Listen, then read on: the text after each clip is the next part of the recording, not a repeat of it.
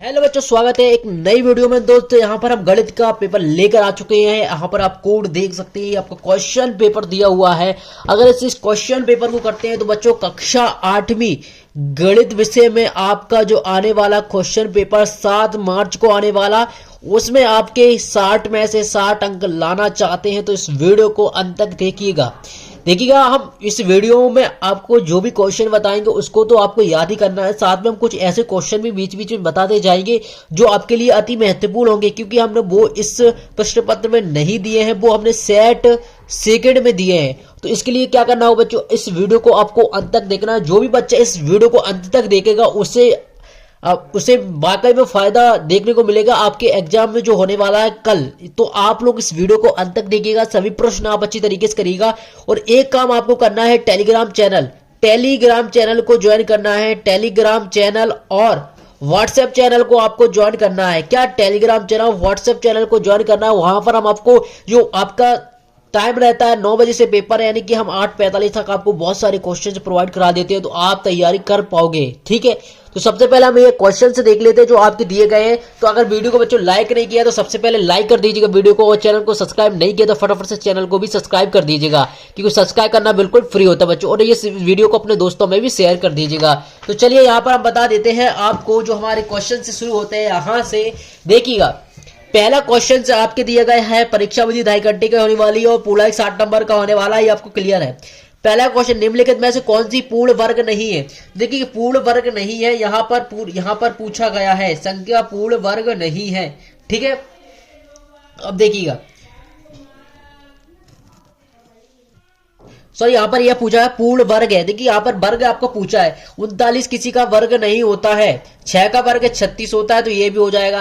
अब यहाँ से 66 है, 66 किसी का वर्ग होता है, 66 किसी का वर्ग नहीं होता है, क्योंकि 6 का वर्ग करेंगे तो 36 आएगा। ठीक है, 7 का वर्ग करेंगे तो 49 आएगा, 8 का वर्ग करेंगे तो 64 आएगा, 9 का वर्ग करेंगे तो 81 आएगा, तो 66 तो हमारा वर्ग होता ही नहीं। 94 देखिएगा, 94 किसके वर्ग में आ सकता है, 10 के वर्ग में। देखिए 10 हो गया तो 94 तो आ ही नहीं रहा ना, तो ये क्या हो जाएगा, ये आपका इसमें राइट आंसर कैसे हो जाएगा, क्योंकि 9 का वर्ग हो रहा है। तो इस तरीके से आपको और क्वेश्चन देखने को मिलेंगे। अब देखिए यहाँ पर पूर्ण वर्ग ये संख्या दी है, यहाँ पर आप हो सकता है 100 संख्या दे दे, ये भी आपका पूर्ण वर्ग हो जाएगा। 121 भी दे सकते हैं, ये भी आपकी पूर्ण वर्ग है।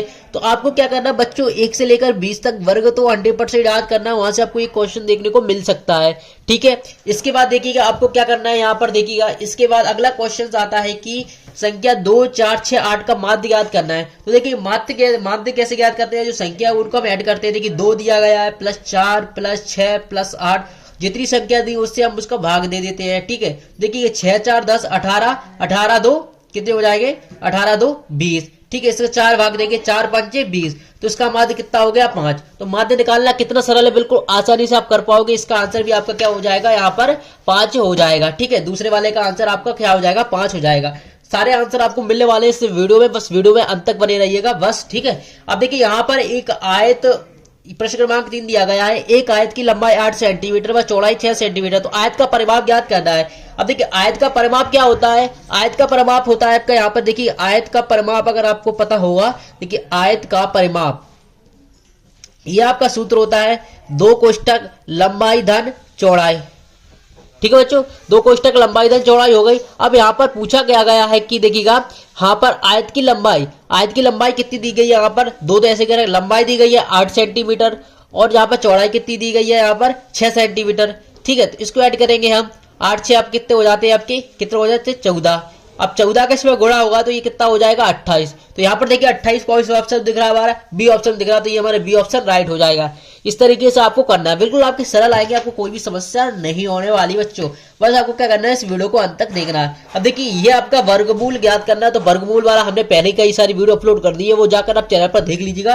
तो जो 1296 है, 1296 का वर्गमूल क्या होगा, वर्गमूल क्या होगा ये पूछा गया है। तो इसका वर्गमूल निकालोगे तो आपका इसका आएगा 0.36 आएगा। ठीक है, क्या आ जाएगा, सी ऑप्शन आपका ये राइट हो जाएगा। ठीक है बच्चों, चलिएगा अब अगले क्वेश्चन की तरफ बढ़ते हैं। अगला क्वेश्चन दिया गया आपका, देखिएगा बच्चों यहाँ पर कि देखिएगा यहाँ पर दिया गया है आपका कि कि समीकरण 6x बराबर 12 है। देखिए आपको कुछ नहीं करना, 6x बराबर 12 है। मैंने पिछली वीडियो में ऐसे क्वेश्चन एक बताया था जो आने वाला है। देखिए इसका 6 का इसमें इंटू हो रहा है। जब भी किसी संख्या के इंटू होता है और बराबर की उस साइड हमें ले जाना होता है, वो भाग में पहुंच जाता है। तो x बराबर 12/6 हो जाएगा। इसका भाग देंगे 6 दूनी 12। तो देखिए दो ऑप्शन इसमें आपका दो दिख रहा है, ये दिख रहा है। तो इसका राइट आंसर क्या हो गया, हमारा सी वाला आपका राइट आंसर हो गया। तो इसी तरीके से बच्चों सारे क्वेश्चंस आपको देखने को मिलेंगे। अब देखिए यहाँ पर आपके क्या आ जाते हैं, यहाँ पर आ जाते हैं आपके क्या रिक्त स्थान। ठीक है, क्या आ जाते हैं बच्चों, रिक्त स्थान आ जाते हैं। तो देखिए 4 अंकों की सबसे बड़ी पूर्ण वर्ग संख्या कौन सी है।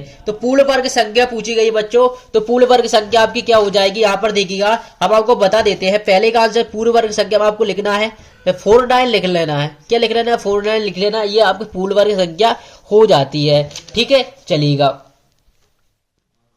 अब देखिए अगला क्वेश्चन दिया गया है, घराब में कोरों की संख्या कितनी होती है।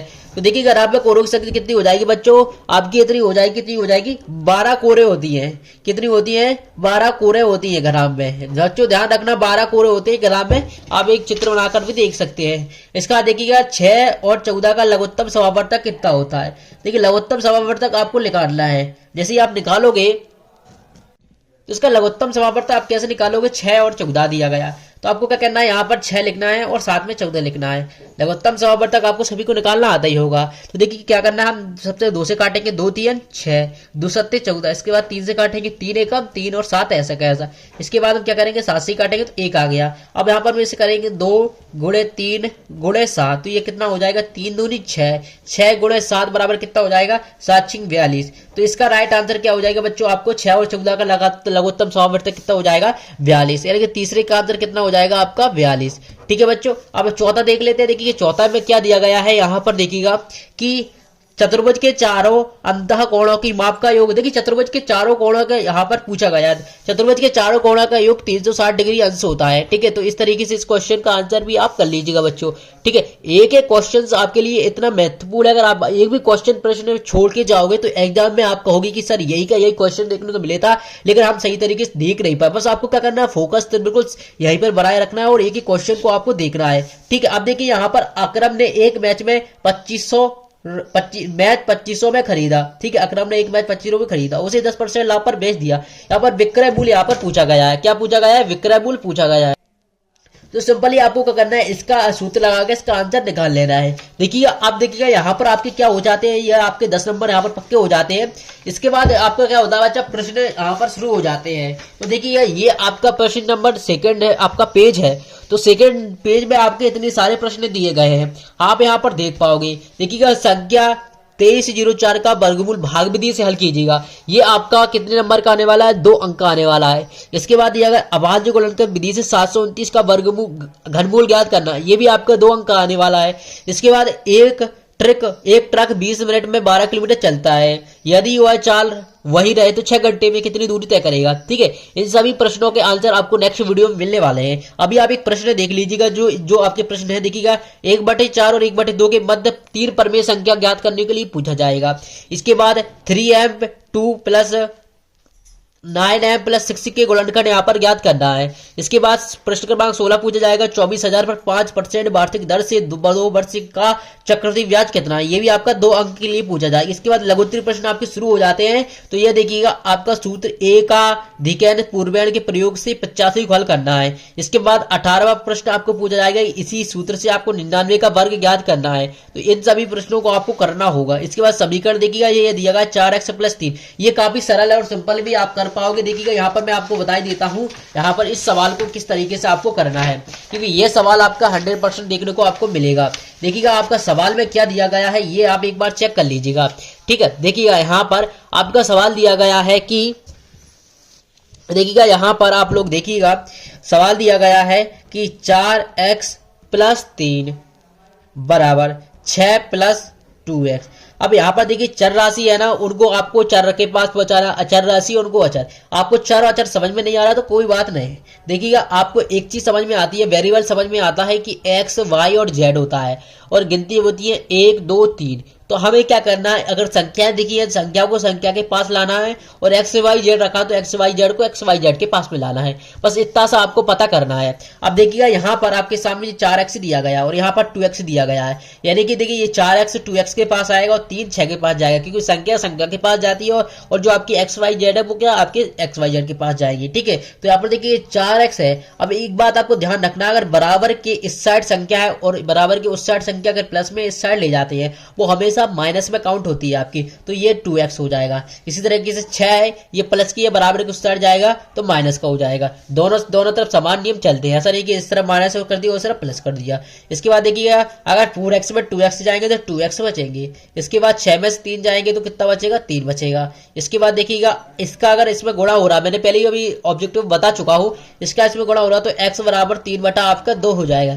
तो इसका आंसर आपका क्या हो जाएगा बच्चों, 3/2 हो जाएगा। इसी तरीके से आपका ये क्वेश्चन होगा, इसी तरफ से आपका ये भी क्वेश्चन से होगा। ठीक है, तो इस तरीके से आप देख सकते हैं इन सभी क्वेश्चनों को। अगला दिया किसी समांतर चतुर्भुज की 2 आसान कोणों का अनुपात 3:2 है। समांतर चतुर्भुज के सभी कोणों का माप ज्ञात करना है। तो इस तरीके से देख सकते हैं बच्चों, ये हमने आपको बता दिया है। बच्चों आप क्या करना है, यहाँ पर आपको सबसे महत्वपूर्ण कार्य ये है कि आप व्हाट्सएप चैनल को ज्वाइन कर लीजिएगा।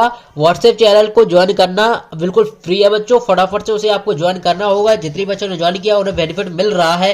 ठीक है, तो ये भी लास्ट क्वेश्चन है, 26 तक यहाँ पर दिए गए हैं। नेक्स्ट वीडियो में संपूर्ण सॉल्यूशन आपको मिलने वाला है। तो बच्चों फटाफट से आपको क्या करना है, वीडियो को लाइक कर देना, चैनल को सब्सक्राइब नहीं किया चैनल को सब्सक्राइब कर दीजिएगा और अपने दोस्तों में भी इस वीडियो को शेयर अवश्य कर दीजिएगा। Thanks for watching this video.